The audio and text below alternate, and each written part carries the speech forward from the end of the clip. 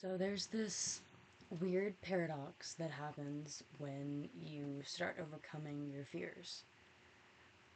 So it's kind of crazy, but once you overcome your fears, sometimes we will take action in in ways that don't really make sense. So I used to be scared to do this thing because maybe it probably didn't suit me the best. But now I'm not afraid, so I do it anyways, even though it still might not suit me, because I'm forgetting a crucial step, which is asking myself, what do I want to do? Okay? Yes. What do I want to do? Do I want to do this? Is this how I want to see this? Is this how I want to perceive this? Is this the way I want to live? Okay? Because without asking yourself that, without truly understanding what you want, why you want it, and just understanding how your unique perspective on life changes how you want to live, then you will just do stuff. You will do dumb shit. Like, you just will, because it's like, okay, well, I'm not scared of anything anymore, so nothing matters. Well, that's not necessarily true. Things still matter. They matter because you matter, and your perception on things matters, and the way that you feel matters, and the way that you see things matters, and what you do matters. It does, it matters. But we have to find this balance of like, okay, well, I'm not scared of things that I need to do, and I'm not scared of things that I don't want to do. Okay, let's change that. I'm not scared of things that I want to do, and I'm also not scared of things that I don't want to do. However, I can differentiate the difference between the two. So I can understand, okay, this is what I want to do, and this is what I don't want to do. I'm not necessarily scared of either option, because even if I was to take this route, I'm still going to be okay, and I know that, and there's no need to fear that. But is it what I want? Is it what I want, or is it what society has taught me to want? Is it what other people around me want? Is it what I think I want because I'm not being truthful with myself? So it's a matter of asking yourself these hard questions to get to the bottom of, what do I want to do? Okay? So just because you have overcome this one battle doesn't mean you're through. Okay? Once we overcome one battle, we get to the next level where there's another battle. Okay? We're playing Mario Bros. And we get to the Browser Castle. And you complete the level. It was super hard, but you did it, and you're super excited, and you're super pumped up. And you're like, yes, I won. I'm done. We're finished. And then there's another level. And you're like, ah, now I have to do it again. But that's also exciting, though, because if you just accomplish that goal and then it's like, oh, we're done. We're fine. Nothing matters anymore. What's the fun in that? So it's part of, again, the evolution process of like healing one thing, realizing something, leveling up, going, just you keep doing this and it's never ending. Like, we're always evolving, and we're always changing to better suit ourselves and to better suit humanity and just consciousness in general, because each of us is a very important part in the development of not only ourselves as individuals, but also as a collective and of consciousness itself. So, learning and experiencing these things in your unique way because we all have very different paths, and we all choose to make different mistakes, and we choose to correct those mistakes different, and we all have different beliefs. And that's the beauty of it, because we all have these different paths, learn things different ways. We learn how to solve this problem from many different dimensions. So we have a lot more tools, a lot more resources, a lot more wisdom about how we can do things to the best of our abilities. And it's, again, it's not a perfectionist thing. It's, how can I be better? How can I be better today than I was yesterday? How can I make a conscious effort to make better choices, to make myself better, to help others? How can I make a conscious effort today? How can I serve myself today? How can I better myself today? And you worry about tomorrow when it comes. Okay? So we're not worrying about how the future is going to go. We're not worrying about how the past went, because it's done. It's done. You've learned what you need to learn from that, and it's time to move on. It's time to learn something new. And that's nothing to try and prepare for, because you are prepared for it. And that's nothing to stress about, because it's going to work out. And you have to trust yourself in knowing that. And therefore, that leads to, you have to be in the present moment. You have to stay grounded in the present moment in order to consciously make decisions and make rationalized choices and do what feels best for you. So I have a hard time with this, staying grounded. Okay? I like to float off and I have an incredible imagination. Okay? And I just love to float off into the clouds. Okay? It's one of my favorite things to do. And that's great. I love to meditate. I love to experience things from another viewpoint. I like to experience myself from a different viewpoint. It helps me understand myself better. But it is also very important to stay grounded and make sure you come back into yourself, back into the present moment, so that you don't lose sight of reality. Because reality is still important. Yeah, it's exciting when your mind starts to open up and you start to realize that there's more outside of reality. But we also have to remember that we are still in reality. We are still in this body. We are still on earth. We still have a purpose, a mission. We're not done yet. And you just gotta continue to try and figure out what you want to do. That's it. What do you want to do? Is what you're doing right now serving you the best? Is it getting you to where you want to be? Is it making you feel fulfilled? Is it lighting the fire up in your belly? Because if not, then chances are you're doing something that you don't want. Chances are you're doing something that your soul doesn't resonate with. Because you should never feel that way. You should always be able to tap into that inner peace, that love, that joy. You should always have access to that. And if you reach a place where you feel like you can't access it, then it's time to self-reflect and take a moment and just, okay, think about what choices have I been making. Are they suiting me? Do they make me feel aligned?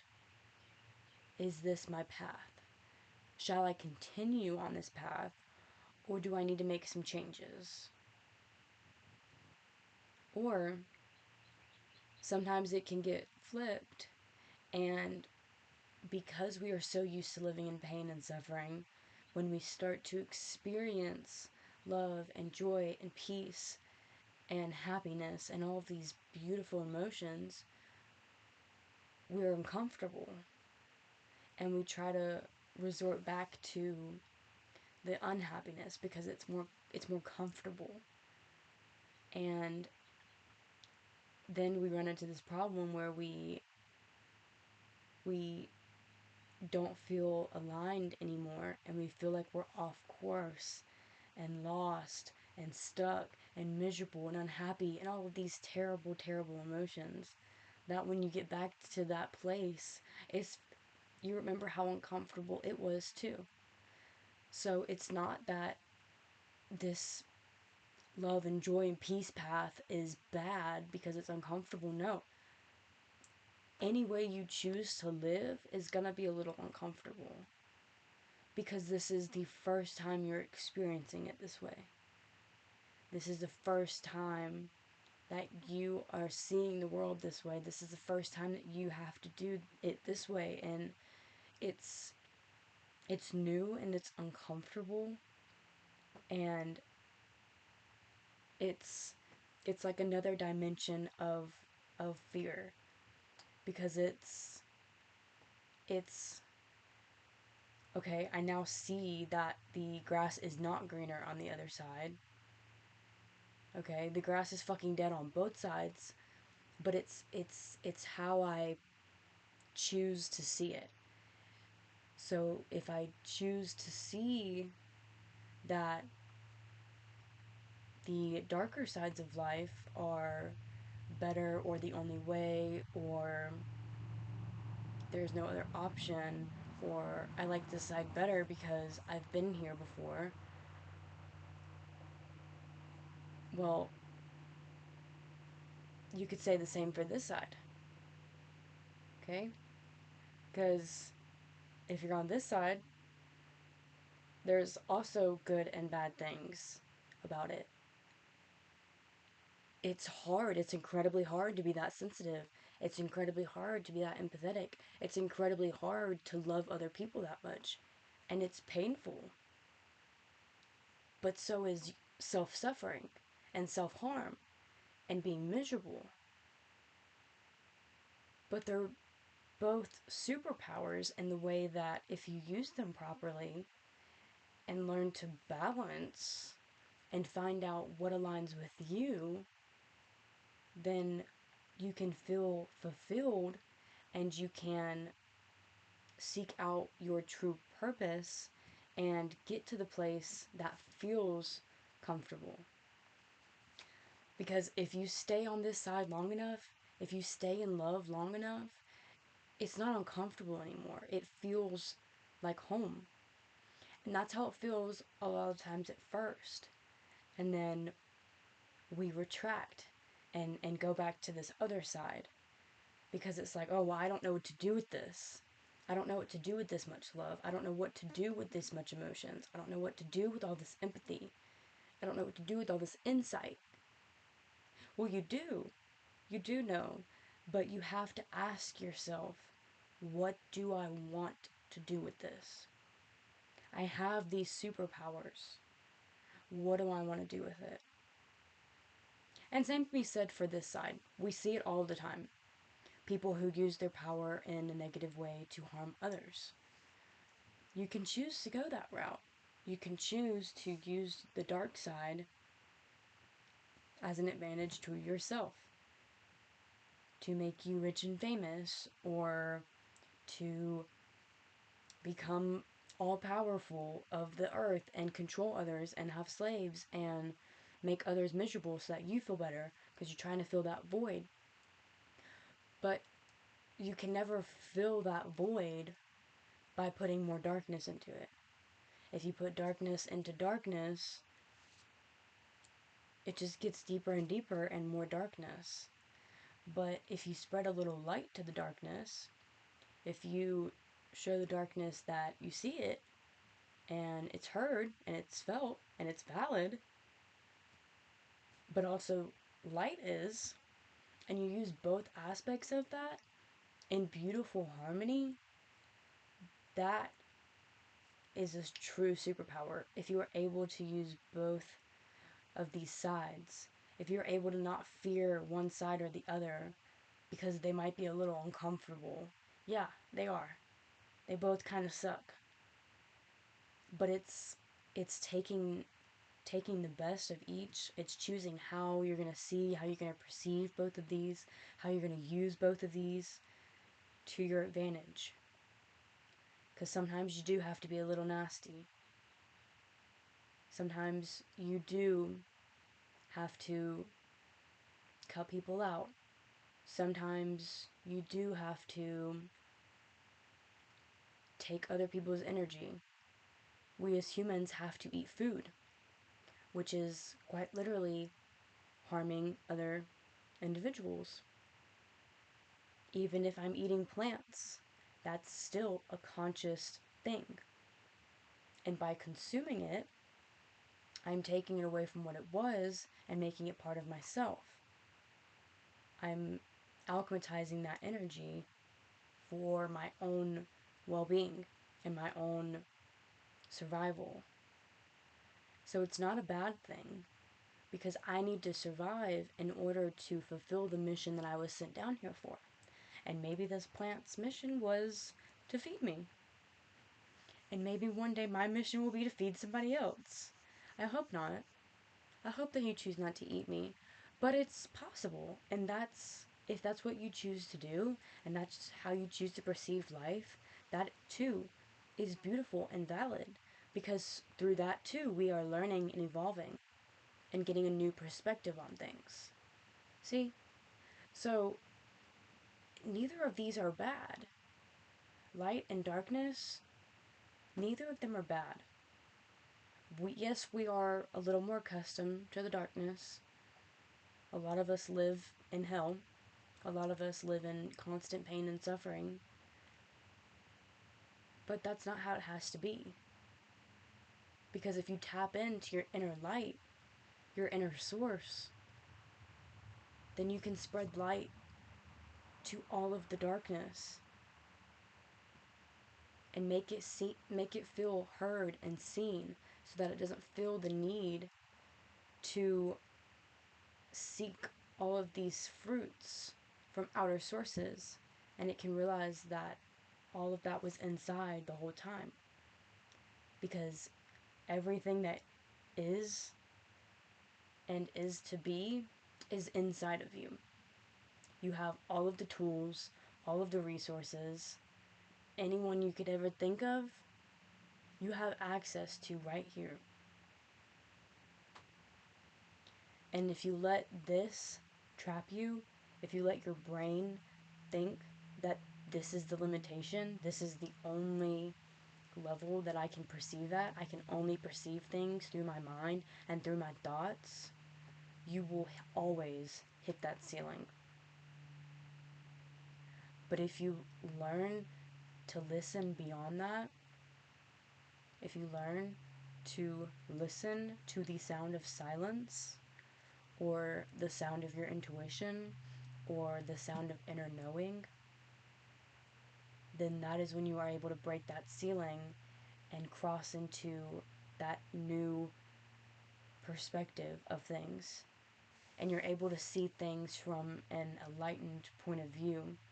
And you're able to see that there is no judgment towards light or darkness. There's no judgment towards anyone, because everyone is important and valid, even if I don't agree with cannibalism as an individual. It's no reason to have judgment towards that, because it is an essential part of our evolution, and therefore I must also love that. Because no matter how my perception of things may make me feel about that, it's still valid, important, and accepted. And so are you. And so is everything. And the sooner you realize that, the better off you'll be. So, even though you may not have fears towards certain things anymore, even if we've surpassed the fear level of things, you still have to ask yourself the question, what do I want? Because there are so many options. There's so many routes that you can choose to take, but only some are going to feel aligned with your specific purpose, because you came down here with a mission. You came down here trying to seek out and fulfill your purpose. And some of us can get very lost and off course from that, and that's completely fine. That's a beautiful part of our evolution too, is the making of mistakes and the learning from them and the getting back on our true path. And true path is, there's not one right answer. There's not a wrong answer. It's just what feels best to me. What do I want to do? What are you going to do today to make yourself feel fulfilled? And not by seeking it from others or outside sources or from drugs or sweets or whatever you seek attention and try and get, try and force down your throat. The more you try to force it, the harder it'll be for you to accept what truly is. I hope this makes sense.